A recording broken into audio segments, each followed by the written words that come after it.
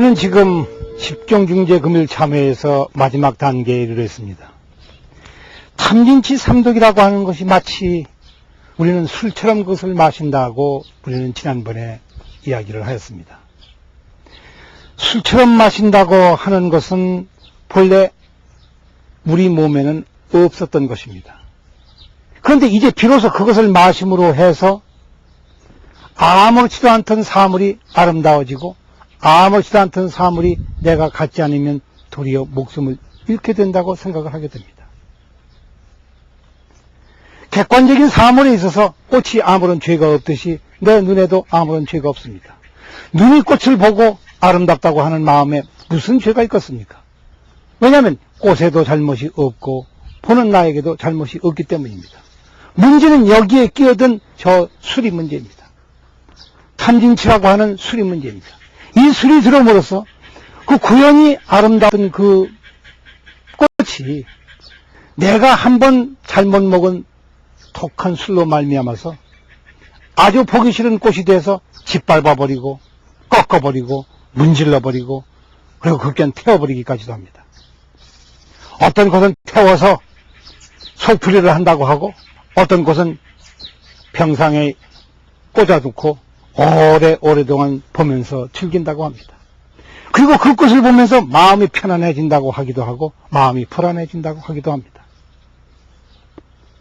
똑같은 여색을 보고 남색을 보면서 사람들이 어떻게 된 일인지 이 수없이 많은 사람 가운데에서 하필이면 그 한 사람을 뽑아서는 내가 좋아하는 사람이다, 네가 싫어하는 사람이다 라고 명칭을 쳐놓습니다.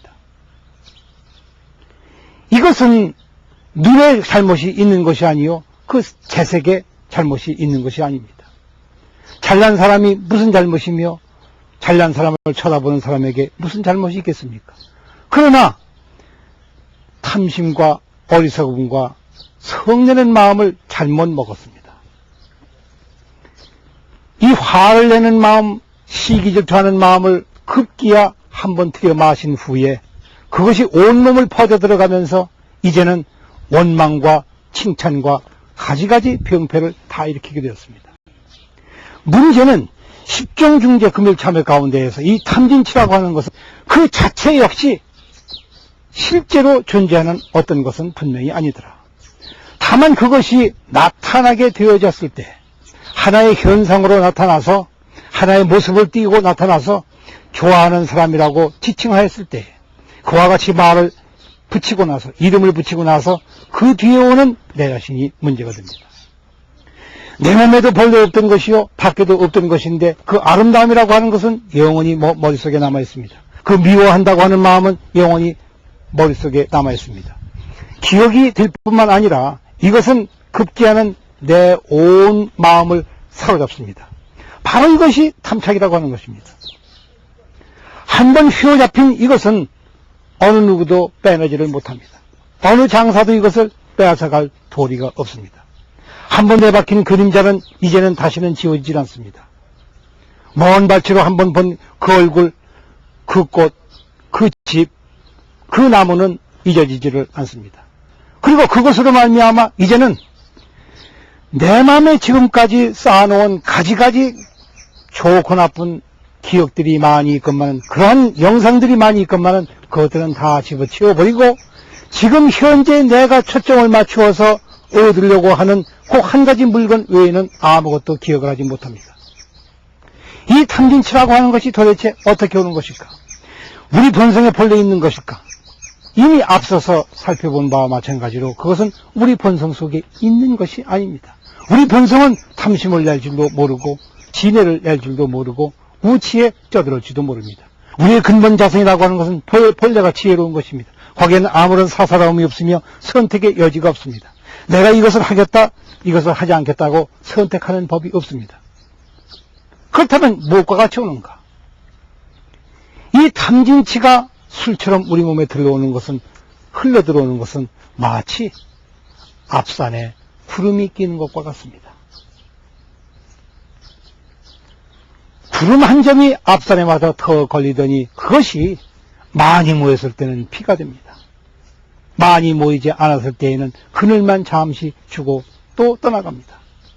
구름이 떠나간 뒤에는 우리는 맑은 하늘이라 부릅니다. 그리고 비가 그치면 이제는 비가 캤다고 합니다. 비가 그쳤다고 합니다. 자, 우리의 탐진치라고 하는 것도 꼭 모습이 그와 같습니다. 우리는 그것이 너무나도 큰 것이요, 너무나도 인간을 사로잡는 것이며 우리로 하여금 모든 가지가지 번뇌와 괴로움 속에 몸서리치며 떨게 하는 그런 것들이었는데, 이제 알고 보니 본래 그것이 우리에게 있는 것이 아니라 하나의 지나가는 구름이었더라. 본래 있는 것이 아니었는데 다만 지나가는 것이었는데, 우리는 그 당시에 그것이 너무나도 크게, 그리고 너무나도 여실하게 우리를 엄습해 오기 때문에 그것이 실체인 줄로만 알아왔다. 이것은 우리의 다름 아닌 소위 근본적인 우치입니다. 근본적인 어리석음입니다. 이런 근본적인 어리석음이라고 하는 것은 우리가 생각하지 않는 데서 오는 것입니다. 우리는 생각으로 인해서 가지가지 병이 일어나고 생각으로 인해서 모든 병을 고칠 수가 있습니다. 탐진치 삼독이 떠오른다고 하지만 탐진치 삼독이 우리에게 술처럼 우리 몸으로 스며든다고 하지만, 일단 그거를 알고 마시지 아니하면 여기에는 탐진치 삼독이 들어올 자리가 없습니다. 그리고 그 해답은 지금껏 우리가 살펴온 천수경 가운데 그대로 답이 내려져 있습니다. 무엇인가? 번뇌의 몸을 그대로 두고서 얼마든지 우리는 부처님을 뵐 수가 있습니다. 바로 이것이 한 생각을 돌이키는 것입니다. 문득 내 마음을 돌이켜서 내가 어쩌다가 이와 같이 탐진치라는 구름에 탐진치라는 술을 이와 같이도 많이 마셨던가, 어째 내가 이다지도 거듭해서 이것이 사실인 줄 알고 마셨더란 말인가. 큰 스님들의 법문을 듣고 이제 비로소 마음을 뉘우칩니다. 이래서 법문이 필요했던 것이 아닙니까? 바로 내가 스스로 내 몸속에 이것이 있는 줄 알았지만 알고 보니 있는 것이 아니었는데 내가 그만 그것이 참인 줄로 알았구나.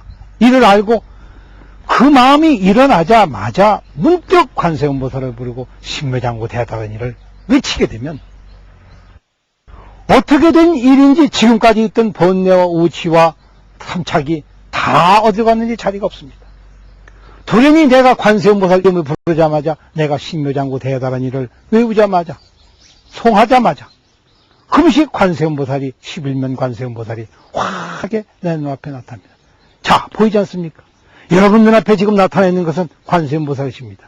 지금 이러한 화면을 들여다보면서 내가 지금 무엇을 보고 있는가 보면 그 마음속에는 분명히 부처님 한 분만이 자리를 잡고 있습니다. 마음속에 우치에 떠들고 있다가도, 그것에 쩌들어 있다가도, 그 술에 취해서 정신을 못 차리다가도 문득 한마디 선지식의 법문을 듣고 곧장 뉘우치면 그 자리에서 우리는 부처님과 동고동락을 하는 것입니다. 따로의 길이 있는 것이 아닙니다. 왜냐하면 본래 탐진치 일어나는 그 자리가 계정의 사막이 일어나는 그 자리요, 두루 추워도 다름이 없기 때문에 그리하여 우리는 일찌감치 이것을 무의의 문이라, 둘이 없는 문이라 부르지 않았던가요? 거듭 일어난 죄악은 겉 살펴봄으로써 얼마든지 그리고 능히 퇴치되어지는 그러한 문제들입니다.